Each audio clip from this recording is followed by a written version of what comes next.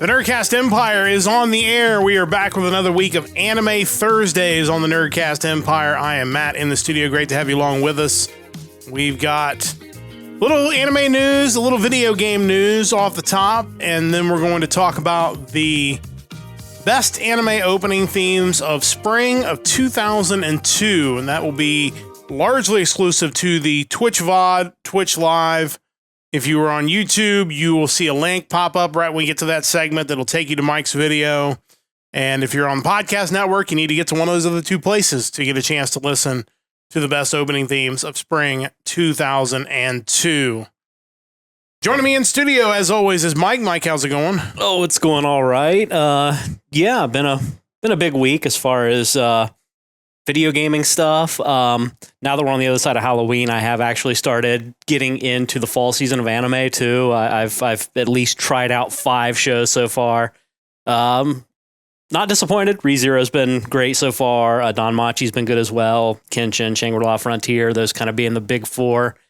Yeah, I'm kind of anxious to see what else I can get into, see how many shows I can actually log for this season. Yeah, there's certainly a lot of good stuff out there, a lot of continuing shows, some new stuff, and obviously already getting announcements about potential shows that'll be coming in the future as well. So we'll be keeping an eye on all of that.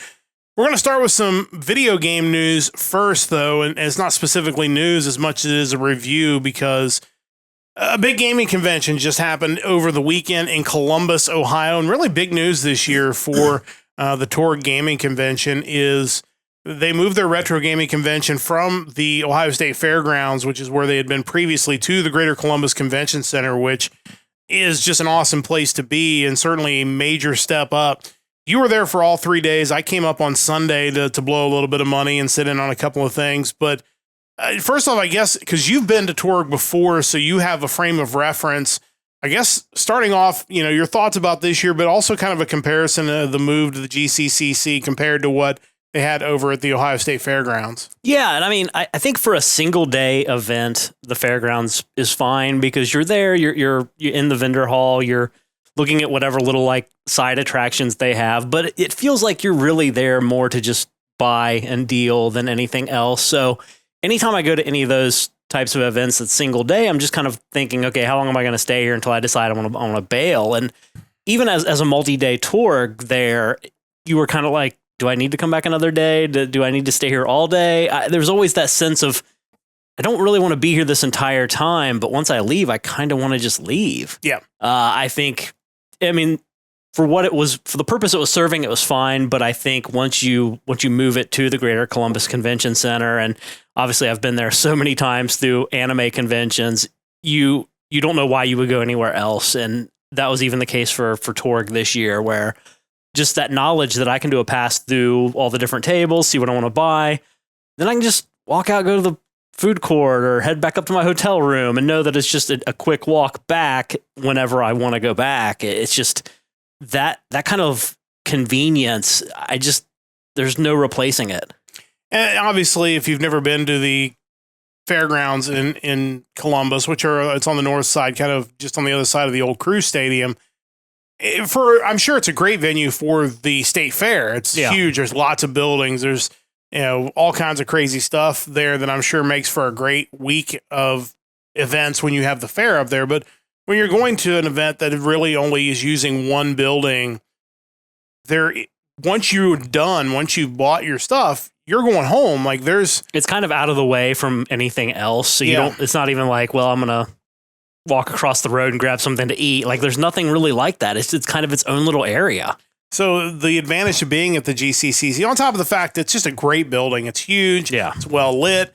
There's plenty of places to just kind of chill out. Even if you didn't have a hotel room and you were just going to hang around for a whole day, there's plenty of things to do. There's the whole arena district that's within walking distance. The Short North is not very far away. You could spend a whole day there, even if you weren't staying the night, and feel like you would get a full day's worth of entertainment.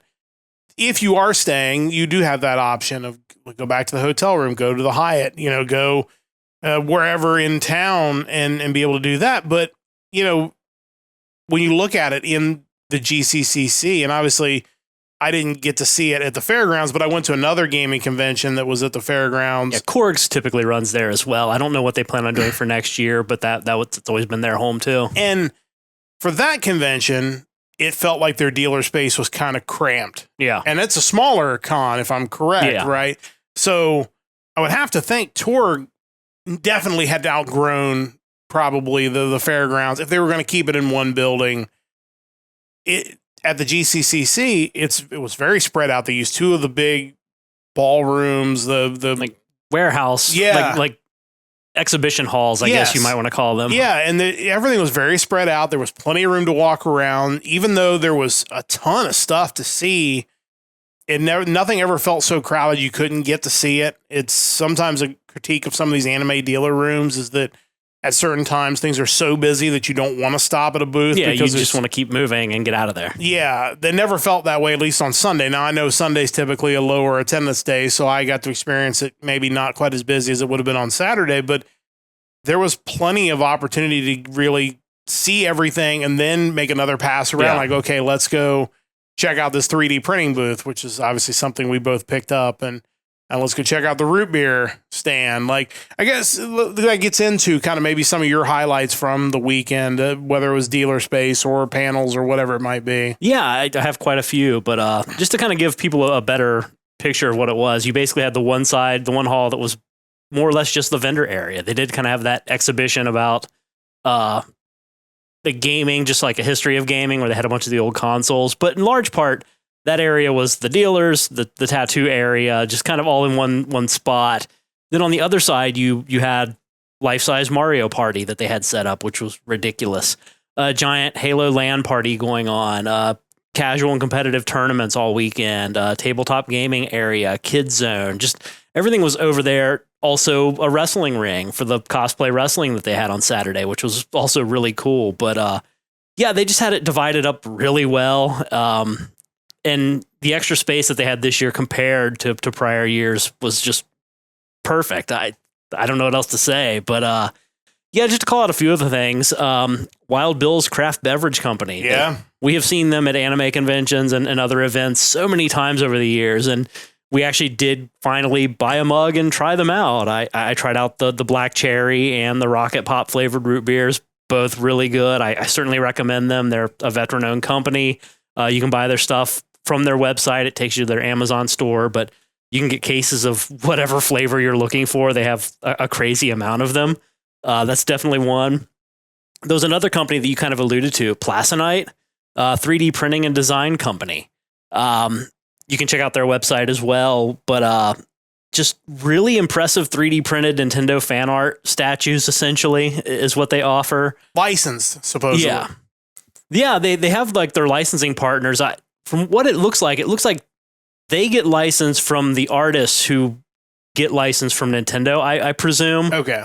Because they deal with artists who give them the plans for the prints, evidently. But yeah, evidently they're legit. I'm not going to launch an investigation, but considering the size of the operation and what they were selling, I have to assume someone would have been onto them if they weren't. Yeah, for sure. But yeah, really cool, like Nintendo fan art statues, like Dry Bones, numerous Koopa Troopa shells, Shy Guys, just things that, like, we've been seeing for years different people with 3D printers that sell things in vendor rooms. I feel like these guys have taken it to the next level finally, though. Yeah, they had mentioned that they had started with kind of a cheaper 3D printer, and it would basically just break down. They recommended, like, hey, if you're going to start with that one, because you'll figure out everything that could possibly go wrong, and then you go get the nice ones. And they said they had like 15 or 16 of them, I think they said, and it's just this big operation now. And they said, these things don't ever break down, but if they do, you've got, how to fix them. But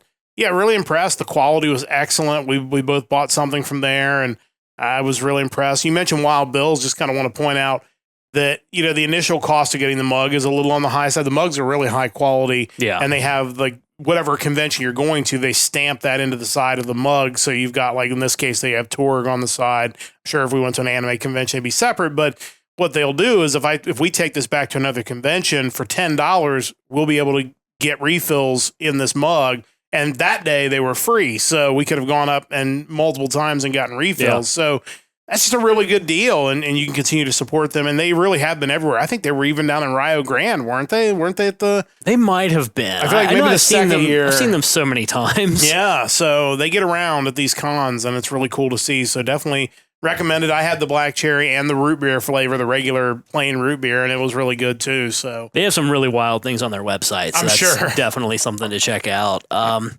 of moving on to panels, though. They did have a decent fleet of guests. That hasn't always been the biggest focus through the years I've been there, but this time I didn't check them out, but they had the voice cast from the Halo franchise, which definitely was popular. Two YouTube content creators who are game collectors that I've watched videos from, and I actually attended a panel of theirs, Metal Jesus Rocks and Radical Reggie. Just two kind of chill guys from Washington who really into video games, really into collecting. You can check them out on YouTube. They have a lot of videos where they talk about different gaming hauls that they get from conventions, different guides on collecting for certain systems and whatnot. You said you saw them just walking around throughout the weekend as well. Yeah, because they had like their table set up, so they were also just kind of walking around shopping too. There was the one Retro Rick that I saw the first day I was there, or the first day that I was in the dealer room. It was like the early access hour that I got for being a VIP. But I was just kind of like browsing this table, and these two dudes just started talking somewhat loudly. And I look up, and it's Retro Rick, this somewhat famous YouTube guy. He owns his own retro store down where he lives. His videos are usually pretty cool. Him and the guy that does his editing and filming, who also has a channel. But so that was kind of cool, just seeing them randomly shopping at the same table you're at. Eric Wahlberg was another guest. He was a former employee of Sega of America back in the 90s. Kind of interesting stories hearing about what it was like working for Sega back then, because it was just such an interesting time, especially for me as a kid growing up in that time when it was the battle between Nintendo and Sega, and to hear kind of what it was like, what the culture was like at Sega, and what their marketing strategies were. And he had some run-ins with some professional athletes who were there doing like motion capture for Genesis games and whatnot. He worked on like the Knockout Kings franchise. He started out as a game tester, which for a lot of kids my age back then, that would have been the dream job. Like that's what you'd want to do. And obviously those jobs weren't readily available to people in Southwestern Ohio, but I think he was from kind of the Silicon Valley area. So, he had that opportunity, but ended up becoming a producer. Now he's working for the Zynga company who makes mobile games, as producing a Game of Thrones slots game, I think. So really kind of cool that this dude's been in the industry, clearly loves it. I've seen pictures from people at the con where I guess he did like some D&D like play with them, like he actually dressed up. Like, so the guy's clearly into all of that. So that's always really cool. Another thing I mentioned before, but I wanted to shout out again, was the Extreme Fight World, EFW, wrestling promotion up in Northern Ohio. They did cosplay wrestling.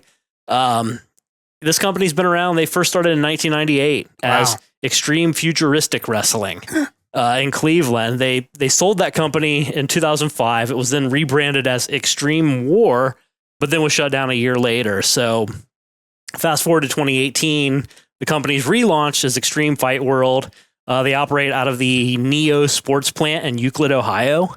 They have several events in the Dojo Wars series, and they also have TV tapings. Their show's Adrenaline, and it's actually on Triller TV, so you can check out their weekly show, or however often they produce that. Very cool. One last panel was a Game Development for Dummies panel that we saw on Sunday, run by a gentleman who goes by the name 8-Bit Millie. He runs a website, Console Moo, where he actually will license games from people that create homebrew Atari and ColecoVision games. He'll actually be the one to do all the distribution for them and give them a cut of the profits. But it was kind of interesting that this guy just talked about some of the business end of what it's like making money off of creating brand new ColecoVision and Atari games. I know people do that, but I never really thought about the business side of it, and that it can actually be a somewhat lucrative thing. Yeah, I was in on that panel as well, and I was kind of expecting him to talk a little more about here's how you code for this game, and here's how, kind of getting into the nuts and bolts. Here are the languages that they all use. Here's kind of like, Instead, it was more like, here's how you save money on printing labels. Like you go and get photo paper, and you take them to send it to wherever and get them printed. Like, there's a little more of the back end stuff, which is important. I mean, because that is a big part of if you're going to make that successful. And it was interesting as he went through, like, this console's people, they just want the original games. They don't want anything new. This one, hey, they're open to playing new games if you create them. So it was, it kind of set up his pricing model depending on what the demand would be for an Atari 2600 game or a ColecoVision game or whatever. That was actually really fascinating. But it was, really interesting panel. And you never hear about the market research side of that as far as what those individual collectors markets are looking for. And man, that's got to be important just because the profit margins are probably pretty thin overall. As he mentioned, he had some issues where he had to recall some of them because there were bugs, and how it kind of wiped out some of his profits and learning on the fly. But he's got a book out if people want to check it out. Basically, it was his For Dummies book, but he, basically ripped that format off. But no, that was really fascinating. But I was overall impressed with what I got to see, and I know you were as well. Just a great event. I think it's only going to grow being in the GCCC. If that's what they want, I think they've got plenty of space to do it. Yeah, and I think retro gaming is only going to grow. I think there's a larger amount of people who maybe aren't as satisfied with the state of modern gaming and just the idea that you're not really ever going to own a lot of the games anymore, that, whatever you buy, it's like the verbiage now on Steam is you're essentially buying a license to use this. Like, we can take it away at any time. I think it may not be something that appeals to younger people, but I think people in our demographic, we kind of miss the days where if I bought something, I own it. Yeah. And I think there's always going to be that market for retro gaming, and it's only going to grow because of that. Yeah, I 100% agree. And I think not only did it really feel like kind of a statement weekend for TORG, is like, hey, this is us kind of ready to take that next step. But also, even if we don't grow a ton, this is going to be a better experience for the people that are going to come up here.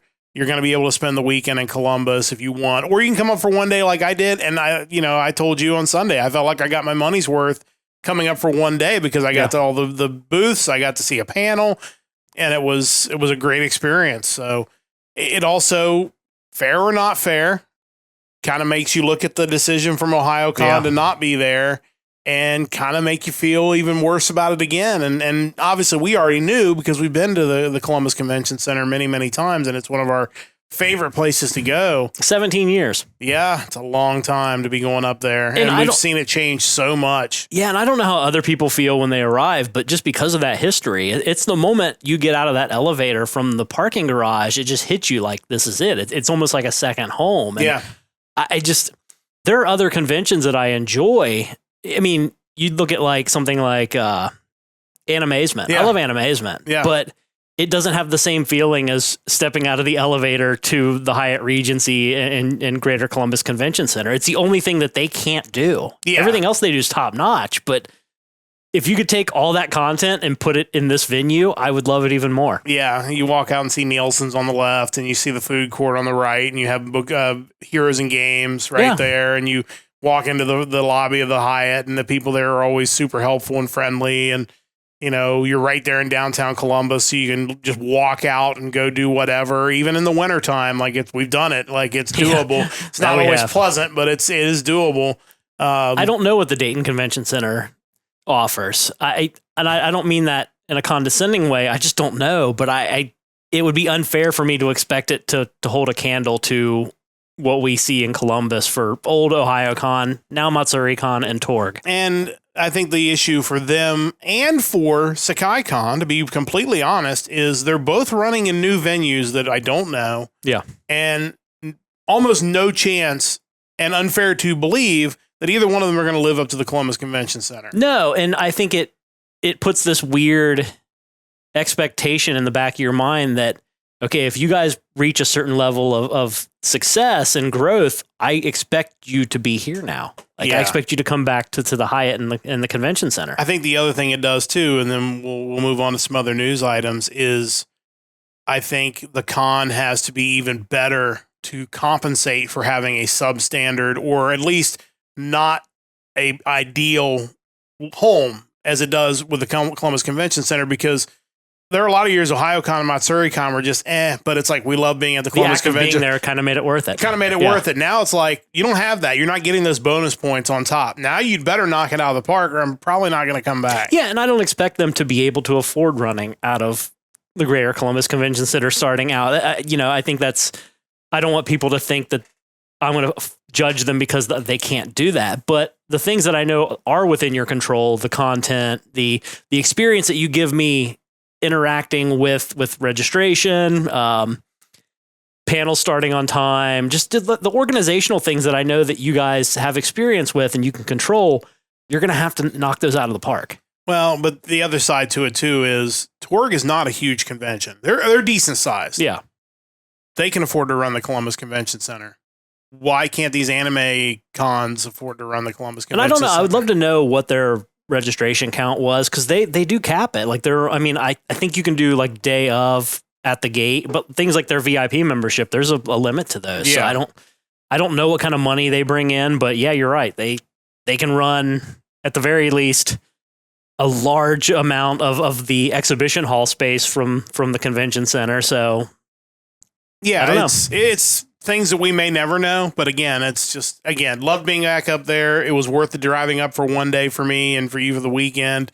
Love Columbus, and that was just a great time, and highly recommended if you're a gaming fan, retro gaming fan specifically, but even if you're a current gaming fan, there's stuff there for everybody. Yeah. It's definitely worth the trip. Highly recommended for next year. One other thing real quick, I did want to point out the games that I picked up, since that is a very large part of the experience. Sure, I unfortunately don't have the name of the vendor from whom I bought them, but they had this ridiculous wheel set up that if you spend enough money, you could spin the wheel and potentially win a prize. I happened to win $50 off my order.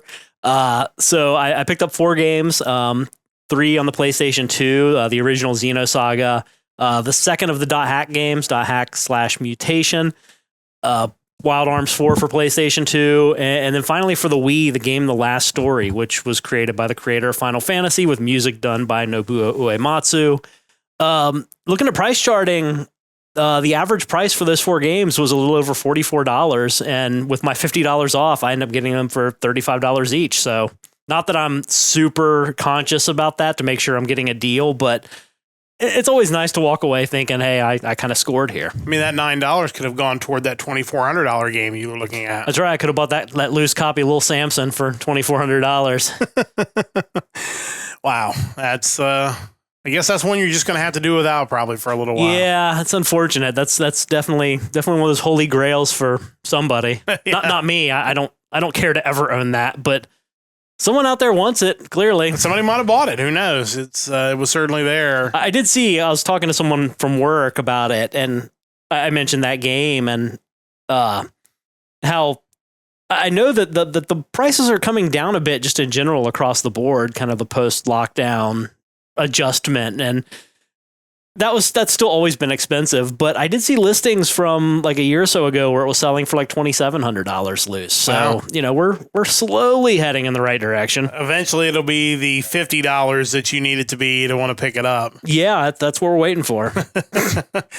But definitely a great time and a great haul as well. And that's something you definitely want to check out while you're up there. Yeah. Good stuff for TORG. Definitely a great experience. Couple quick news items before we get to Mike's top anime openings of spring 2022. And we'll paste the first one into the chat. And I think it's some good news for gaming fans, maybe for a couple of reasons. But the news came out this week that the sequel to the Switch, which we're calling Switch 2 at the moment, I'm sure it may have another name, I don't know, which is scheduled to come out before the end of the fiscal year, which would be March 31st of 2025, is going to be backwards compatible with previous Switch games in some form or fashion. I think there is still not maybe 100% clarity whether that means that they will have physical cartridges and it will play the physical cartridges from the previous Switch, or if it is just you're going to have access to Switch Online. If you have Switch games, you'll play them on there. I think that was the minimum everybody was expecting, and they did confirm that will be the case, that you will have access to your Switch Online. If it is a physical cartridge situation, I think that's a huge win for the Switch 2, whatever it's going to be. I think, again, I think most of us just expect a beefier Switch. And I think if that's what it is, because Nintendo's kind of knocked the Switch out of the park, I don't think there'll be some people disappointed, but I think overall it'll be a big success. Yeah, there's no question that the Nintendo Switch has, even though when it was first announced, people were probably looking at it a little odd, it's proven to be one of the most successful consoles of all time. Its sales now are only short of the PlayStation 2 and the Nintendo DS. So that's really something. There are a few games on the current Switch that I do kind of wish ran a little better. And I'm hoping that at the very least, this successor to the Switch addresses that, where we get a little more processing power, maybe something a little closer to a PS4 or a PS4 Pro.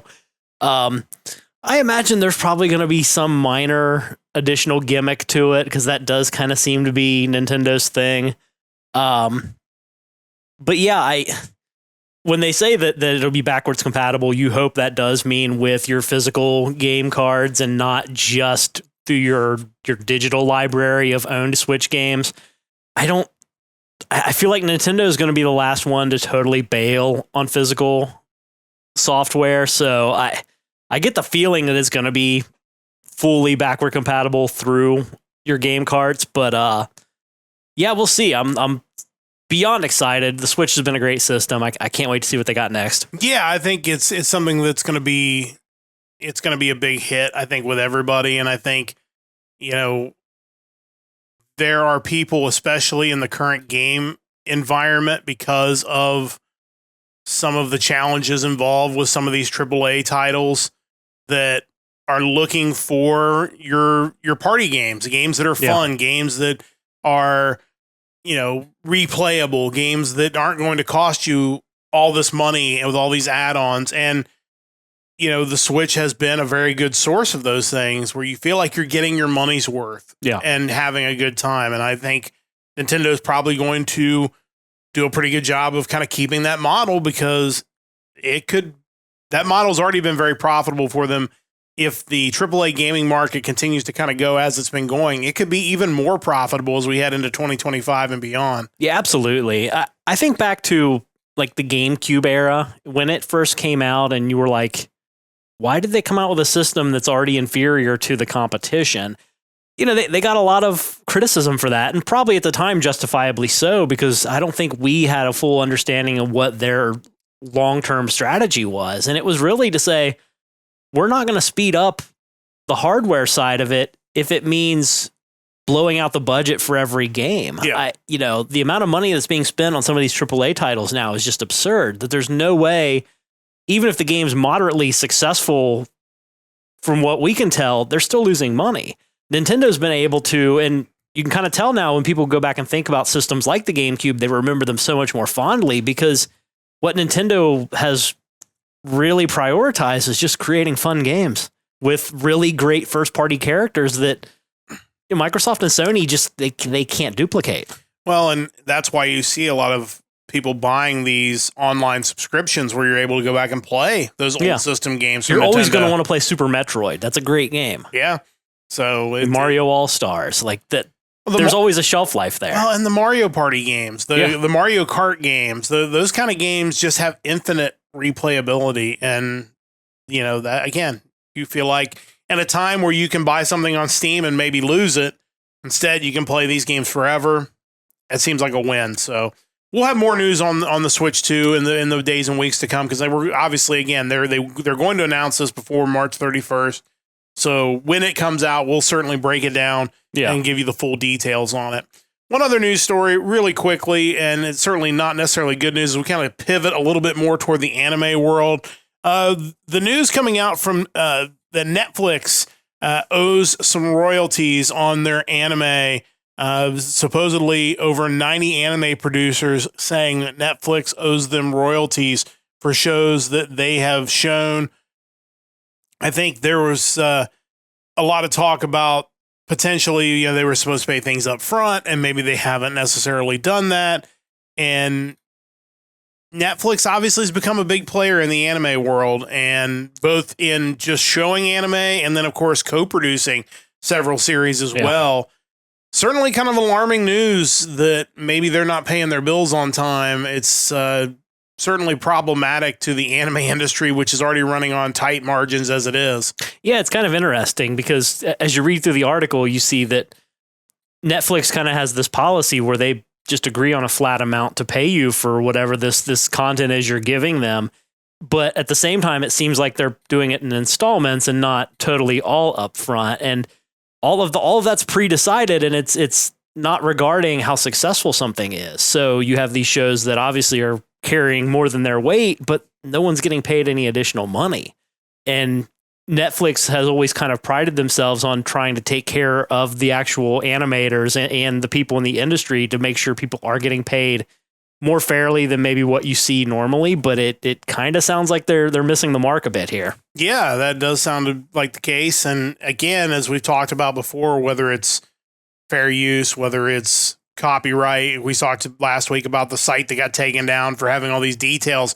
Japan doesn't mess around with that kind of stuff. So certainly Netflix is going to have to make sure they get everything right, because Japan will just pull rights. I mean, they'll just, we saw... I mean, the Dragon Warrior cartoon is probably one of the most glaring examples of a case where the English side just didn't live up to what they were supposed to be doing. And they just said, you're just not going to have it anymore. And, I think that could end up in a really messy situation, because Netflix certainly has enough money to fight some of that. But it'll be interesting to see if they kind of make this right. What it kind of seems like to me, just my own little editorializing this, is that in the midst of these streaming wars, you have people like players like Netflix who just tried to suck up as much content as humanly possible, and in the process saying, hey, we're going to pay you as little as we can get away with paying, or maybe a little more than upfront, maybe a little more than what you're expecting, but nothing else, because we want the content. We're not interested in constantly paying for more. We just want as much as we can to drive subscriptions and try to keep it as kind of low budget as humanly possible. Well, and of course, Netflix out spending a lot of money. Of course, they're going to have already taken over a lot of the worldwide rights to World Wrestling Entertainment programming, and will be taking over a lot of those rights in the States. And a lot of people believe that somewhere down the road, they'll probably end up with what was the WWE Network, where you'll be watching premium live events in the United States on Netflix instead of Peacock when that deal runs out, which will be more money for WWE. But again, when you're spending that money in that place, you're looking maybe to cut corners somewhere else, and that could be what's going on here. So, especially if you find that maybe the anime that you brought in isn't netting you the additional subscriptions that maybe you thought it would. Yeah, I think that could very well be. I think there is a limit sometimes to some of those shows, and how many people are really going to sign up, or are you just going to wait and maybe see if there's a physical release, or are you going to sail the high seas and find it somewhere else? Certainly always an option. And I think there are shows where at points in time where I haven't had Netflix, it wasn't like, man, let me hurry up and subscribe to Netflix. It's more like I guess I won't watch that show then. Like I wonder how prevalent that attitude is. I also wonder how much their anime watching will go up after the first of the year when WWE moves to Netflix. Because I have a feeling... It seems like a decent overlap. There's an overlap between people who watch WWE and people who watch anime, and there are probably people that are like, look, I'm not going to subscribe for a season of anime, but if I have to watch Monday Night Raw every Monday night, I'm going to probably then go back and watch the anime that I wasn't going to watch before. Well, full disclosure, I'm waiting to resubscribe, even though the first part of the last season of Cobra Kai is out, which I do really want to watch. I'm holding off as long as possible until I know I have to get Netflix, which will most likely be when Raw starts on there. Yeah, and of course the news coming out supposedly from WrestleVotes that they are going to show WWE is going on a big European tour coming up in March, and they are going to show those episodes of Raw live in the United States in the afternoon instead of having to make you wait till 8 o'clock at night. So I wonder what USA Network will do in response to that, whether they will also show SmackDown live, or if they'll keep it'll be live on Peacock and you can watch it taped on USA. You know what? I'd sign up for that. That'd be all right. Yeah. But yeah, so a lot of interesting stuff with Netflix. We'll certainly keep you updated on that. If you're listening on the YouTube version, if you are listening on the podcast version, we're about to jump to the end of the podcast because we are about to watch a YouTube video, which means YouTube doesn't like that for some reason. And obviously the podcast network, we can't do that, but I am going to paste the link in the chat right now. And you will see it probably pop up in the YouTube VOD right about here of Mike's video. What if we just watch the raw video? What do you mean? Like just my MP4 of it? I don't know. That might work. That's something to consider. I just thought about that. Yeah, I mean, that's possible that we could potentially do that. It's my video. That's true. Yeah, we'll consider that for next time. I think maybe we'll just watch the video, but we will be watching this video, and you can obviously, if you're on the YouTube VOD, you can click over and watch Mike's video because that does drive traffic to Mike's channel, which is also one of the goals of this. For that. So, and if you're on the podcast network, you can click on either, twitch.tv/Nerdcast Empire or onto the YouTube video. It's really the way to go. Go to the YouTube video, get to this point of the podcast, and you'll see the link to Mike's video. You can go over, subscribe to Mike's channel while you're there. Yes, please. And watch Mike's video, give us some views of the spring of 2002 best opening themes. We did winter a few weeks back. We're going to do spring now. But if you're listening, we're going to be jumping to the end, except on Twitch. So we will see you in our ending credits if you're on YouTube or if you are on the podcast network. But we're going to rejoin live now on the podcast version and the YouTube version. Again, if you're on YouTube, you should have saw a link to Mike's video. Go check it out. If you're on the podcast version, join us at twitch.tv or go to the YouTube link, Nerdcast Empire, to be able to watch Mike's video and get to rank your own top 25 openings of spring 2002. Always great to get a chance to check out. Really one of the classic seasons from a time where anime music was just on a totally different level. And as we continue through 2002, that's not really going to change. And we'll get to more of that in a few weeks. So make sure you keep tuning back in. We'll check back in with Mike maybe a month or two, and we'll do another season of 2002. Plus, he's got, if you go to his channel, which you should post your channel in the chat if you want, even though they could just click the video link and then click to your channel. But, you go there. He's got some current stuff as well. He just did the recent season video, which we'll check out at some point on the podcast, but go on over there. Plus, again, if you're a fan of the music show we do, you can go to his playlist. You can go through basically the entire history of our music show and check out all the new bands that we're recommending and the ones we don't recommend. There's a lot of good stuff on his channel. I've broken down my openings list now into two different playlists. You have the yearly list that is fairly short right now because I've only done 2 full years. And also my seasonal list where you're going to see 2001, 2002, 2023, 2024, and then I'll fill in the gaps from there. But I mean, we got 12 videos in there so far, so we're moving right along. Yeah, check them out. Definitely recommend that very much. But it's time to bring this podcast to a close on this Thursday night. Great to have you along with us. We talk some video gaming, we talk some anime, listen to some great anime music, but it's time to bring this podcast to an end. Again, we'll be back with you on Sunday. Another episode of Music Weekly, the music of October the 25th, coming up on Sunday, 7 o'clock Eastern Time. And again, reminder, if you're outside of the U.S., we changed times last weekend. We moved back an hour. So if you're listening from Europe, we are now an hour earlier than we were a few weeks ago when you might have listened to us. So make sure you check us out on the Nerdcast Empire. Again, no midweek show next week. We'll be back with another episode of Music Weekly next weekend. Of course, check out our socials. A lot of great content out there. Eventually, we'll get our Discord completely open to everybody. Post a link to that as well. A lot of great stuff coming as we wrap up this year and head into 2025 full steam ahead on the Nerdcast Empire. Big thanks to Stove Lake Media for their continued support of our podcast. Big thanks to Mike and Chris for all their hard work, and Rachel as well. I want to shout her out as well. Hopefully, we'll be back, get a chance to do a wrestling review soon. We have not done one in a while. We've got a couple big events coming up with the Survivor Series War Games coming up later this month, and then of course NXT Deadline coming up in early December. So a lot of good stuff coming up on the Nerdcast Empire. That's going to wrap things up for tonight. For Mike and the rest of the crew, I'm Matt saying so long. Don't forget to join the Empire, the Nerdcast Empire.